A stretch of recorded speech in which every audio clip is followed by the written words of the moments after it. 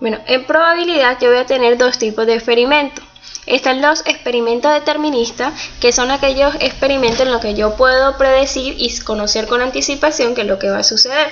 Por ejemplo, si yo voy a tirar una piedra desde una ventana, ya se sabe que esa piedra va a caer hacia abajo, que no va a salir volando, que no va a subir por las leyes que nos rigen. En cambio, cuando yo tengo un experimento aleatorio, quiere decir que yo no conozco y no puedo predecir el resultado que va a pasar, porque estos dependen del azar. Cuando algo depende del azar, quiere decir que tiene la misma probabilidad de que ocurra. Entonces, por lo tanto, yo no puedo saber qué es lo que va a ocurrir. Por ejemplo, si lanzo una moneda, yo no sé si va a salir cara o si va a salir cruz. Como habíamos visto ahorita en probabilidad clásica, la probabilidad de que salga cara es del 50%. Eso quiere decir que la probabilidad de que salga sello también es del 50%. Entonces, como ambos elementos tienen la misma probabilidad, estoy hablando de que es un experimento aleatorio, porque depende del azar.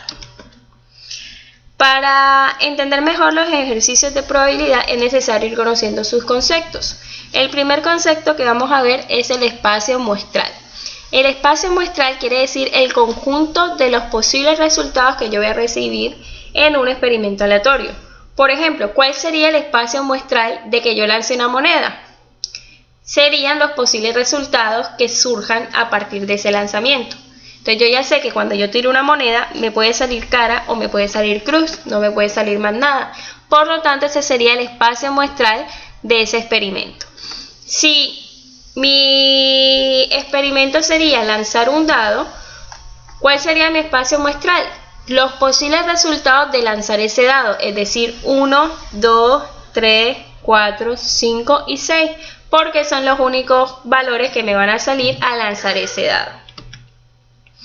Ahora, existen los sucesos aleatorios. ¿Qué es un suceso aleatorio? Cada posible resultado de ese espacio muestral. Entonces, un suceso aleatorio es que yo lance la moneda y que me salió cruz. Otro suceso aleatorio es que yo lancé la moneda y me salió cara. Entonces, por ejemplo, ¿cuál sería un suceso aleatorio de que yo tire un dado? Por ejemplo, el número 3. Ese es un suceso aleatorio porque es un posible resultado de su espacio muestral. Ahora bien, en probabilidad existen unos axiomas o unas características o propiedades que se tienen que cumplir. Entonces, la primera probabilidad que yo tengo, la primera característica que yo tengo es que la probabilidad siempre es positiva y siempre es menor que 1. Entendiendo que el 1 quiere decir el 100% y que el 0 quiere decir el 0%.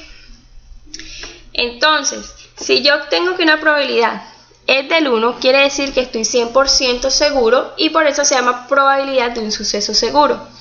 Por ejemplo, si yo tengo el dado de 6 caras, yo ya sé que al lanzar yo ese dado, todos los números van a ser menor que 7. Entonces a mí me preguntan, ¿cuál es la probabilidad de que yo al lanzar un dado me salga un número menor que 7? Pues esa probabilidad sería de 1, es decir, del 100%, porque por ley todos los elementos de ese experimento que se encuentran en ese espacio muestral son menores que 7. Por el contrario, si un suceso no ocurre o sale 0, quiere decir que es un suceso imposible. Por ejemplo, ¿cuál es la probabilidad de que yo tenga un dado de 6 caras y me salga un número 7? Pues esa probabilidad sería 0 porque los dados van desde el 1 hasta el 6. Otro suceso imposible, ¿cuál es la probabilidad de que al lanzar una piedra esta comience a volar o que suba? Esa probabilidad sería 0, quiere decir que es un suceso imposible.